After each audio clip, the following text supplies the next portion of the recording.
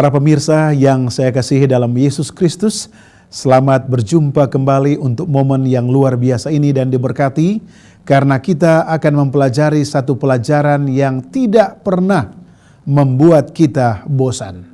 Pelajaran apa itu? Pelajaran tentang sekolah yang diberikan oleh Allah sebagai guru, dosen, dan pembimbing kita.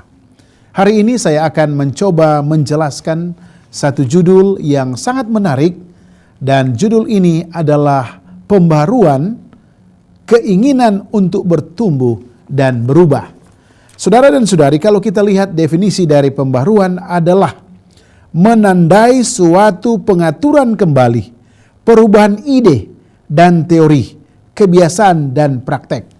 Kalau di perbankan ada ide yang namanya restructuring, rescheduling, refinancing. Artinya sebuah pola pembiayaan itu harus dilakukan dalam bentuk 3 fase ini, sehingga dalam proses pencairan kredit dapat berjalan dengan baik. Saudara dan saudari, tentunya kita harus berpikir bahwa saya dan saudara memiliki pola pikir, tabiat yang lama. Dan tabiat-tabiat itu jika dilihat dari setiap individu akan berbeda. Karena kita hidup di dunia yang berbeda. Saat ini kita akan lihat bagaimana pembaruan pikiran kita, ide kita, tabiat kita akan disatukan di dalam formula Yesus. Itulah yang disebut dengan pembaruan. Cara pandang yang lama ditinggalkan, cara berpikir yang lama ditinggalkan, dan kebiasaan Yesus itu akan menjadi lifestyle, pola kehidupan saya dan saudara untuk diisi setiap hari. Di dalam Yakobus 4 ayat 6-7 dikatakan bahwa tetapi kasih karunia yang dianugerahkannya kepada kita lebih besar daripada itu. Karena itu ia katakan Allah menentang orang yang congkak, tetapi mengasihi orang yang rendah hati. Karena itu tunduklah kepada Allah dan lawanlah iblis, maka ia akan lari daripadamu. Yakobus 4 ayat 6-7. Saudara dan saudari, saya coba membawa cara berpikir saudara kepada 2 konflik yang besar antara Yesus dan setan. Di dalam pemahaman, ayat ini menggambarkan bahwa bila mana saya dan saudara masih hidup di dunia yang penuh dengan dosa ini, kita akan terbabit, kita akan tergoda untuk mengikuti pola-pola dunia. Dan pola-pola dunia ini adalah kepelesiran, pencobaan, nafsu dan sebagainya. Itu datangnya dari kuasa apa? Kacamata kita untuk mengikuti cara lifestyle setan. Tetapi di dalam metode pembaruan yang kita akan bahas adalah bagaimana kehidupan kita ini dikosongkan dan diisi oleh pembaruan dan cara atau lifestyle Yesus Kristus. Itulah sebabnya dikatakan bahwa pembaruan memanggil kita untuk bertumbuh dan berubah. Ingat, saya dan saudara tidak dapat bertumbuh dan berubah secara individual yang berdosa. Mengapa? Karena kita adalah manusia yang berdosa dan tidak bisa mengembalikan cara berpikir kita dengan mengubah kehidupan kita yang berdosa ini dan menjadi orang yang benar dan luar biasa. Hanya kasih karunia Yesus. Itulah sebabnya kita akan menguji kembali kehidupan kita dalam terang dengan apa? Value atau nilai-nilai alkitabiah, dan mengizinkan apa? Roh Kudus untuk menguatkan kita sehingga kita dapat dibarui dengan perubahan-perubahan agar kita apa? Dapat mengikuti penurutan kepada kehendak Allah. Itu landasan yang pertama yang harus kita bangun, bahwa kita harus mengizinkan pikiran kita diisi oleh Roh Kudus sehingga kita dapat berubah untuk mengikuti kehendak Allah.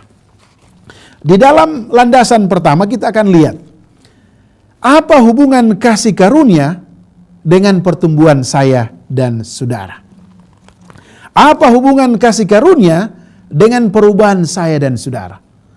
Ketika Kristus memanggil para muridnya, sikap dan tindakan mereka jelas tidak apa? Mencerminkan keindahan karakter Yesus. Ingat, filosofi yang pertama yang kita dapat dari murid-murid Yesus pada saat mereka mengikuti Yesus pada awal atau hal yang pertama, karakter mereka masih bervariasi. Artinya bahwa seorang Petrus masih membawa cara berpikir emosional. Seorang Yohanes masih membawa pemikiran-pemikiran yang ekstra berbeda dengan Petrus. Demikian juga murid-murid yang lain. Artinya bahwa setiap pola hidup dari masing-masing murid Yesus ini masih terkontaminasi dengan cara pandang lama, dan itu sering dipraktekkan oleh murid-murid Yesus pada saat mereka berkumpul dengan Yesus. Artinya bahwa dalam persatuan mereka masih ada ide-ide pribadi yang mengarah kepada dualisme negatif dan ingin berubah, tapi menurut cara pandang atau fisikal mental dari murid-murid tersebut. Mari kita lihat di dalam buku Lukas pasal 9 ayat 51. Ada ayat yang baik di sana yang kita bisa lihat bagaimana karakter dari murid-murid Yesus yang pertama. Kita buka bersama-sama dalam firman Tuhan ini, dikatakan dalam Lukas pasal 9 ayat 51 sampai 56. Dikatakan sebagai berikut. Ketika hampir genap waktunya, Yesus diangkat ke sorga, ia mengarahkan pandangannya untuk pergi ke Yerusalem, dan ia mengirim beberapa utusan mendahului dia. Mereka itu pergi lalu masuk ke suatu desa orang Samaria untuk mempersiapkan segala sesuatu baginya. Tetapi orang-orang Samaria itu tidak mau menerima dia, karena perjalanannya menuju Yerusalem.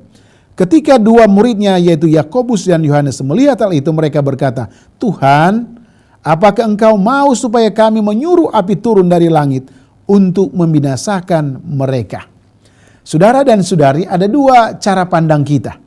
Yang satu merasa bahwa saya agree, saya setuju dengan pandangan ini.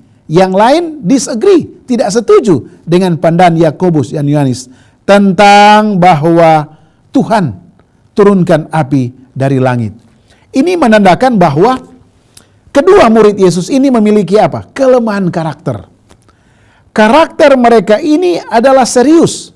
Saudara bayangkan, mereka sementara menghadapi seorang juru selamat yang tanpa mereka sadari juru selamat itu memahami karakter mereka yang lama. Mereka mencoba untuk membuat intervensi bahwa luapan emosi mereka ini dapat dipahami dan dilakukan oleh Yesus pada saat mereka berbicara kepada Yesus. Ini artinya bahwa pertumbuhan dari murid-murid pada saat mereka join dengan Yesus pada hari atau waktu-waktu pertama masih mengandalkan cara berpikir mereka sendiri.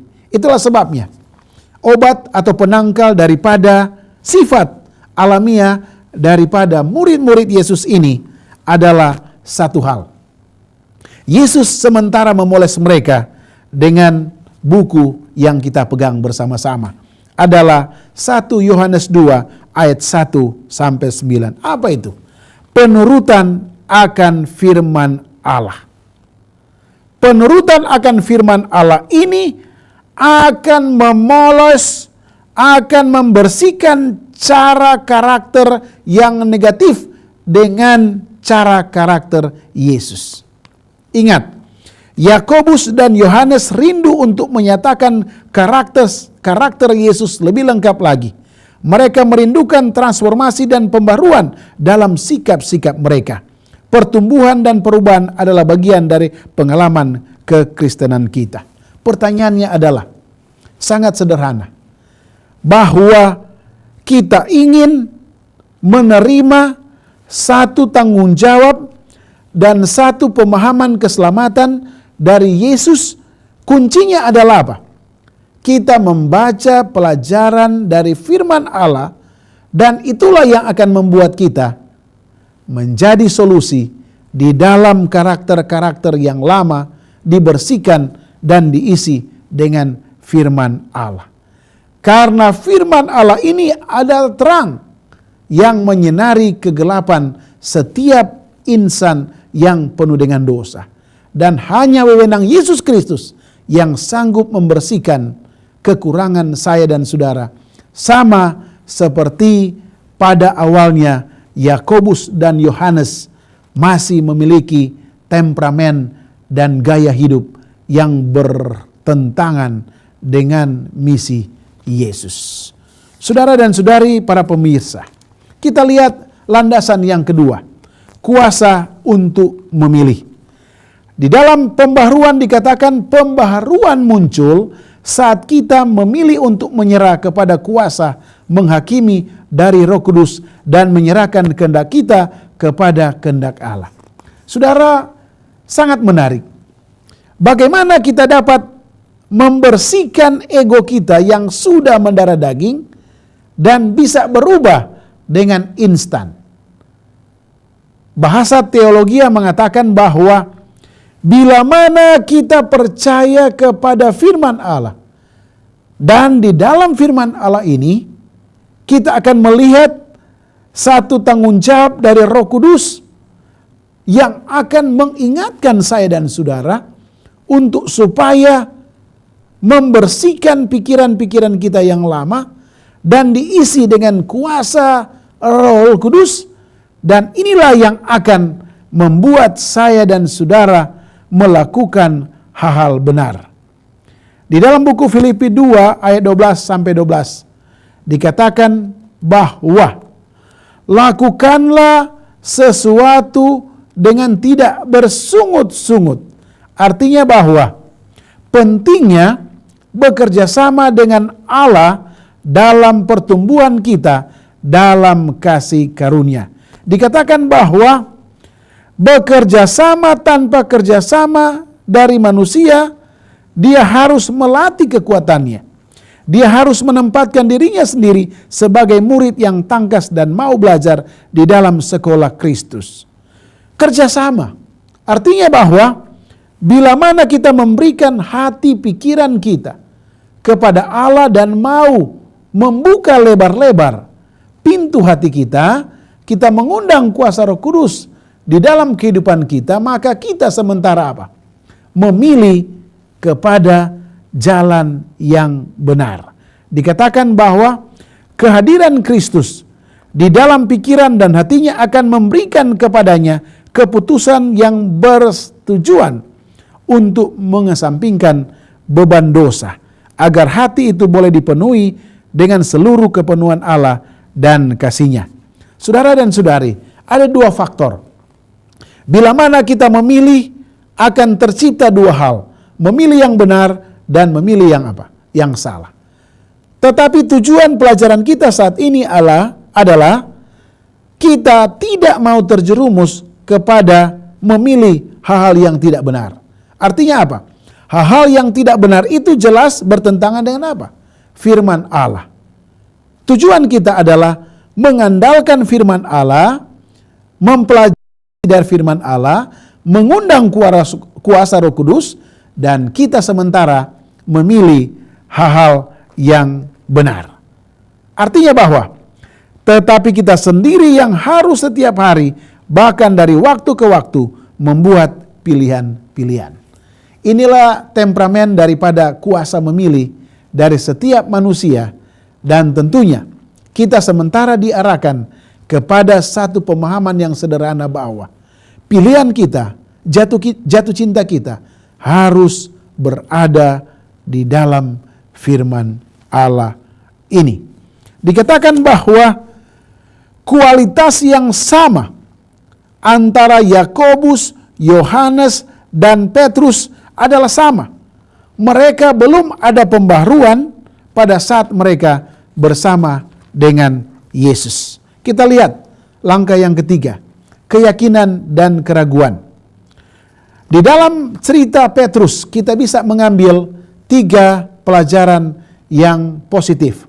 Yang pertama adalah Petrus bukanlah tandingan bagi tipu muslihat si jahat. Ingat, pelajaran awal saya sudah katakan bahwa kehidupan kita ini adalah tercermin antara kuasa kegelapan dan kuasa terang atau Yesus Kristus.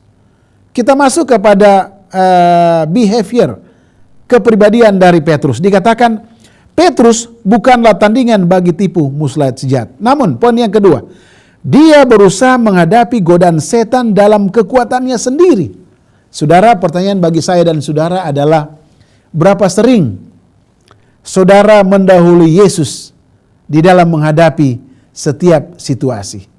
Saya percaya saudara tidak bisa jawab secara langsung, tetapi di dalam hati saudara, saudara akan katakan, sudah 10 kali, 100 kali, 1000 kali, bahkan lebih. Dan hanya saudara yang tahu. Saudara pernah menghadapi hal seperti Petrus, dan ternyata dikatakan di dalam perasaan saudara, saudara gagal. Yang ketiga adalah, dipenuhi dengan rasa kepercayaan diri yang meningkat, ia memiliki sedikit ide atas krisis yang sedang datang. Saudara dan saudari, tidak salah temperamen Petrus.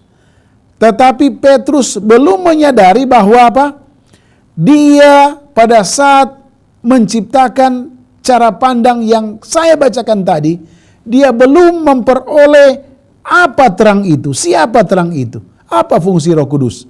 Sehingga dengan kekuatannya sendiri, dia sanggup membangun satu sifat untuk memulai sesuatu dengan cara pandang dan kekuatan dirinya sendiri.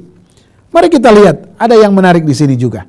Dikatakan Petrus adalah seorang yang diubahkan. Thomas juga diubahkan.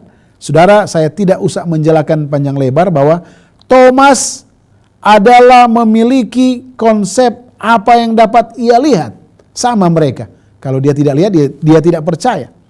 Namun di sini dikatakan Petrus adalah seorang yang diubahkan. Thomas juga diubahkan. Diyakini bahwa ia berlayar ke India untuk mengubahkan Injil. Salah satu referensi mengatakan. Jadi dalam pelajaran kedua ini adalah keyakinan dan keraguan ini tidak dapat disatukan. Pada awalnya momentum yang digunakan oleh Yakobus, Petrus, dan Thomas adalah keraguan awalnya. Tetapi pada saat mereka diisi oleh kuasa Roh Kudus, maka keyakinan terhadap firman Allah, terhadap Sang Juru Selamat adalah solusi yang pertama. Saudara dan saudari, jangan bosan-bosan mempelajari firman Allah setiap hari. Mari kita masuk kepada langkah yang ketiga. Keyakinan untuk kembali. Dikatakan bahwa pembaharuan adalah pilihan untuk menyambut tuntutan Roh Kudus bagi perubahan dan pertumbuhan. Ini adalah pilihan untuk menyerahkan apapun yang menghalangi dalam perjalanan hubungan yang erat dengan Allah. Anak yang hilang tidak dapat memiliki bayi kandang babi dan meja perjamuan Bapa. Pertanyaannya adalah bagaimana saudara diyakini untuk kembali? Hanya satu, Roh Kudus membantu saudara bila mana saudara memiliki satu cara pandang untuk menyerahkan pikiran saudara secara nol dan diisi oleh kuasa Roh Kudus setiap hari. Artinya bahwa motivasi terbesar untuk membuat perubahan dalam hidup kita adalah apa? Kerinduan untuk tidak lagi menyakiti hati Dia yang sangat mengasihi kita. Agak sulit ya pelajaran ini, tetapi mari kita coba memahami dengan cara sederhana, formula yang sederhana. Allah itu baik kok. Allah memberikan Yesus untuk menyelamatkan kita. Allah memberikan firman kepada kita. Allah memberikan janji-janji kepada kita. Sangat sederhana untuk kita pahami. Dan tidak perlu cara pandang yang sulit untuk kita menerima hal itu. Oh, Allah kita Allah yang pencipta. Allah pendamai, Allah Maha Kuasa. Gunung batu ya dikatakan oleh Raja Daud. Artinya bahwa cara pandang kita ini diisi penuh oleh apa? Terang dan cara pandang Alkitab melalui kebesaran Allah dipantulkan kepada kita, dan itulah yang disebut dengan pembaruan. Terang menerangi kita dan kita pasrah, Tuhan, inilah aku, orang yang berdosa. Inilah cara pandang kita untuk yakin bahwa kita kembali kepada pilihan yang benar. Pertanyaannya adalah, apakah kita mau menyerahkan sikap kita, kebiasaan, pikiran, dan perasaan yang memisahkan kita daripadanya? Sangat sulit, saudara dan saudari, ya. Tetapi cara pandang kita, cara memahami kita terhadap resolusi dari firman Allah adalah kebiasaan kita yang lama. Saya tidak usah jabarkan satu persatu, tetapi pikiran kita yang lama, perasaan kita yang lama, disatukan dengan cerita anak yang hilang. Anak itu kembali, dan Bapa mengambil satu langkah yang sederhana. Mari saya rangkul Anda adalah anakku. Yesus mau saudara berubah dan melihat kepada firman yang kudus ini untuk menceritakan hal yang ajaib tentang Yesus. Dikatakan di dalam buku The Seventh Day Adventist Bible Commentary mengatakan, Alkitab mengajarkan bahwa setiap individu harus bekerja sama dengan kehendak dan kuasa Allah. Seseorang harus berjuang untuk masuk ke dalam, menanggalkan manusia lama, menanggalkan semua beban, berlari dengan kesabaran, melawan iblis, bertahan sampai akhir. Keselamatan bukanlah karya, tetapi harus dikerjakan. Ini muncul dari mediasi Kristus saja, tetapi hidup oleh kerjasama pribadi. Jadi Yesus mau bekerja sama dengan kita bila mana kita membuka hati dan pikiran kita melalui membaca firman Allah ini. Ada berapa orang yang tadi disebutkan adalah Yakobus, Yohanes, Petrus anak yang hilang, dan orang di sisi kolam Bethesda. Yesus akan mengerjakan perubahan luar biasa dalam kehidupan kita. Hari demi hari kita akan menjadi lebih seperti Dia, dan itulah inti daripada pembaruan. Tidak sulit. Kita lihat akhir cerita dari kelima orang ini. Mereka melakukan hal yang luar biasa dalam pekerjaan Tuhan karena mereka mau bekerja sama dengan Yesus untuk menanggalkan kehidupan mereka yang lama. Langkah yang berikut, iman untuk berbuat. Saudara, kata iman ini memiliki referensi dan cara pengamatan yang berbeda. Tetapi Alkitab mengatakan bahwa iman itu adalah melihat kepada Yesus, percaya kepada Yesus, dan menanggalkan kekuatan kita secara 100%, mengosongkan gelas hati dan pikiran kita, dan biarlah kuasa Yesus yang terjadi di dalam kehidupan kita. Ada satu kisah di dalam buku Yohanes pasal 5 ayat 8.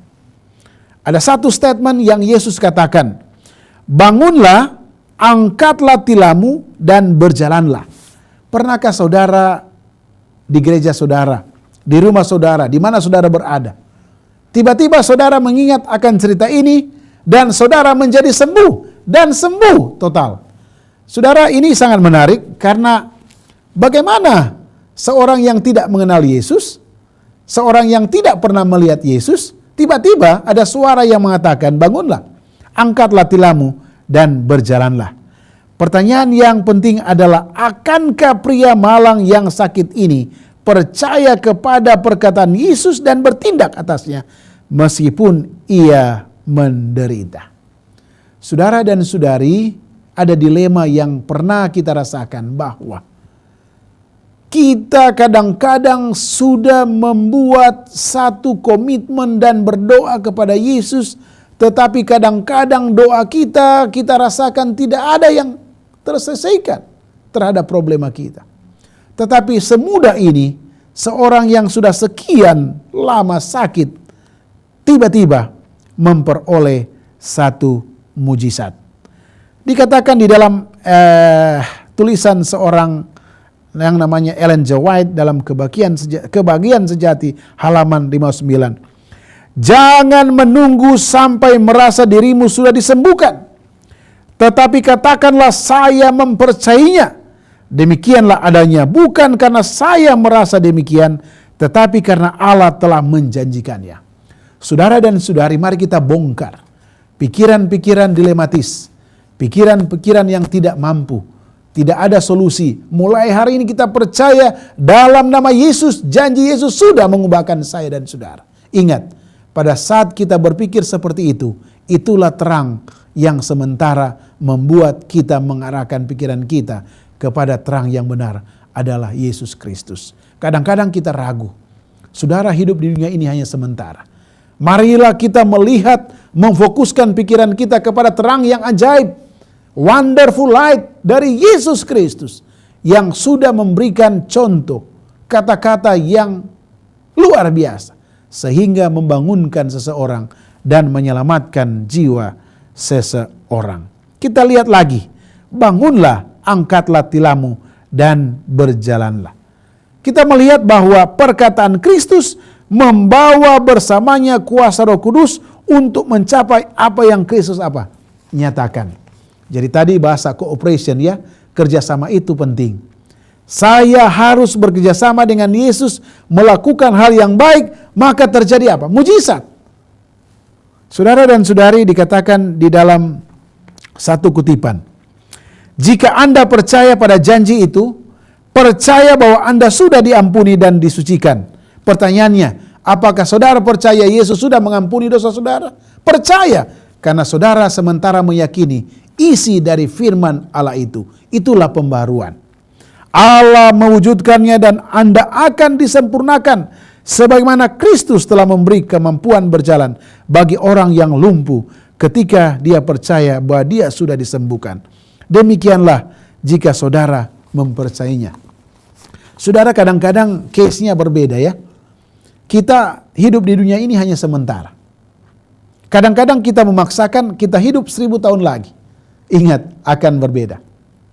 Saudara dan saudari, kalau kita sudah mendengar pelajaran ini, biarlah kita menyerahkan kepada kehendak dan kasih Kristus.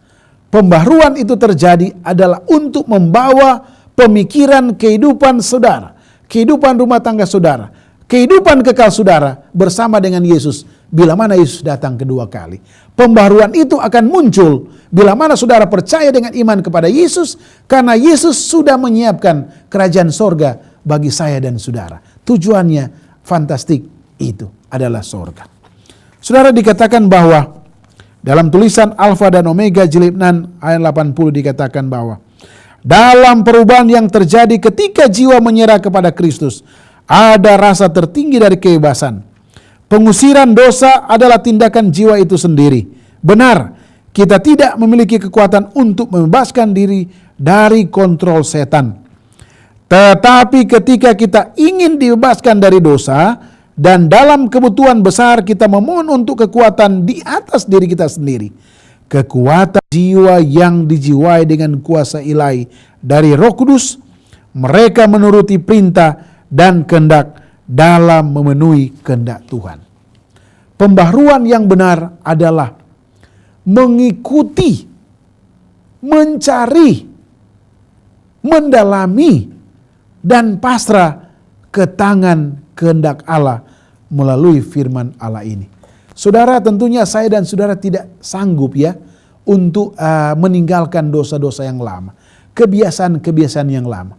Tetapi marilah dengan pena inspirasi dan iman yang sudah dibuktikan terhadap orang-orang yang percaya kepada Yesus, dengan iman sepenuhnya mereka berubah total.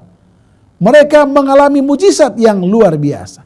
Saudara dan saudari, kita tidak sulit untuk melihat Yesus. Melihat Yesus itu hanya melalui janji yang ada di dalam firman itu. Akulah terang yang ajaib.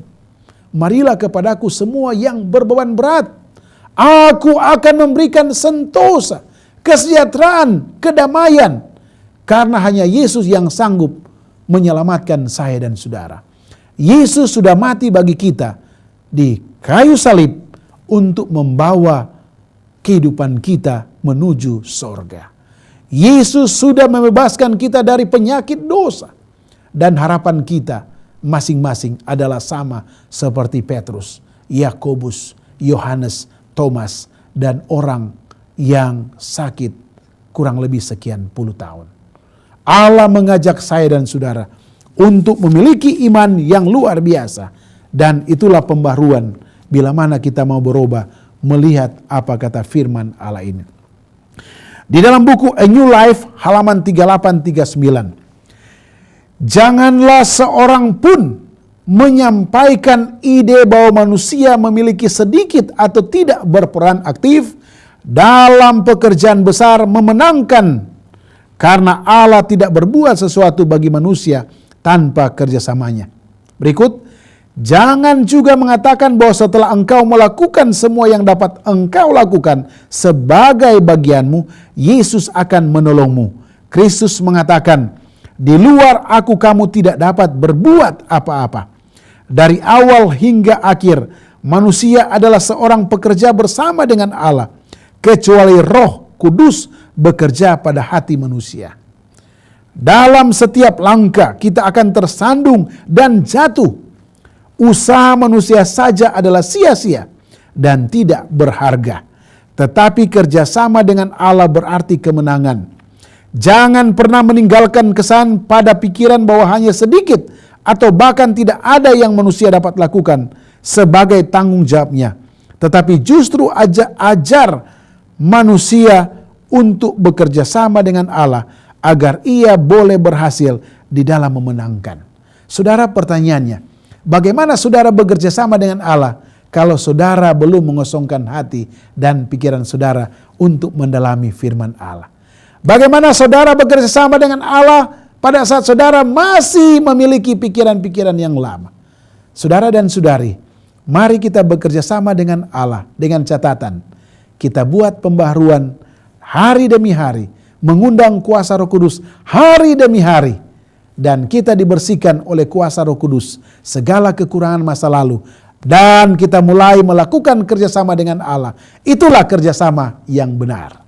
Ingat, Allah menginginkan saudara menjadi partner di dalam setiap situasi, kondisi, terlebih dalam menjalankan tugas dan misi pekerjaan Tuhan untuk mempercepat banyak ladang dan umat manusia untuk ditobatkan, membawa mereka kepada Yesus. Satu hal yang baik, dalam buku Alfa dan Omega jilid 6 halaman 309 dikatakan bahwa bila kita mengenal Allah karena kita mendapat hak istimewa untuk mengenal Dia, kehidupan kita menjadi kehidupan yang suka menurut. Oleh menghargai tabiat Kristus, oleh hubungan dengan Allah, dosa akan menjadi suatu kebencian bagi saya dan saudara.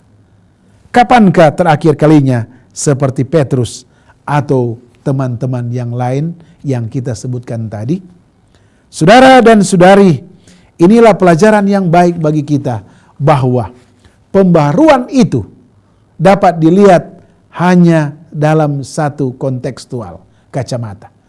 Adalah mengizinkan Yesus, mengizinkan Roh Kudus untuk masuk di dalam hati dan pikiran saudara dengan cara saudara bekerja sama dengan Dia, membuka pintu hati saudara, mengosongkan gelas dosa saudara, dan biarlah Yesus masuk di dalam kehidupan saudara dan saya.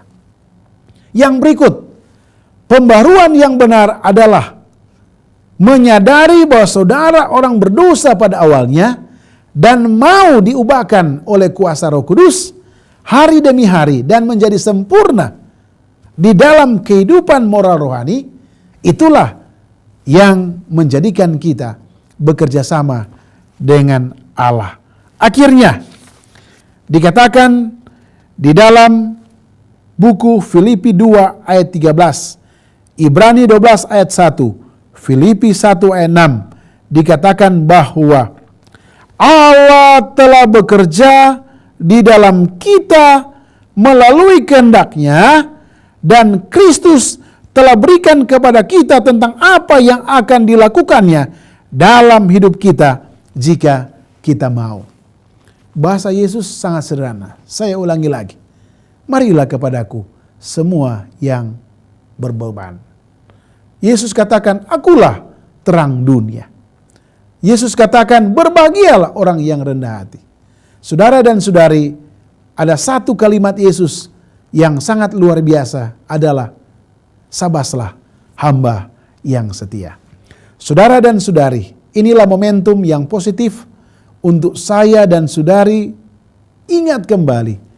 Saudara dan saudari revisi kembali dan terimalah ajakan Roh Kudus sehingga kita disebut manusia baru karena kita menyerahkan totaliti kehidupan kita ke dalam tangan dan rencana serta kuasa Allah yang dapat diubah setiap saat menuju kepada kehidupan yang luar biasa adalah bersama Yesus.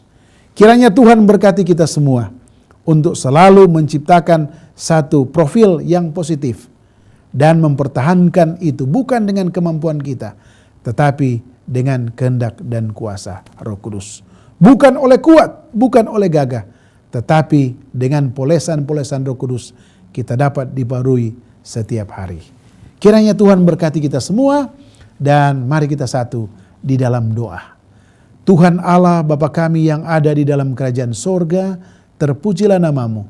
Pada saat ini Tuhan sudah merubah karakter kehidupan kami dengan kuasa Roh Kudus. Tolong kami Bapa, karena kami tidak ada kekuatan apa-apa. Ajarlah kami dengan firman-Mu yang luar biasa, Alkitab yang suci, hari demi hari. Berkati bangsa dan negara kami Tuhan, berkati para pemirsa yang sementara melihat menonton acara ini. Biarlah mereka dapat diubahkan dengan kasih karunia Yesus Kristus. Dalam nama Yesus Kristus kami sudah berdoa. Haleluya. Amin. Aduh.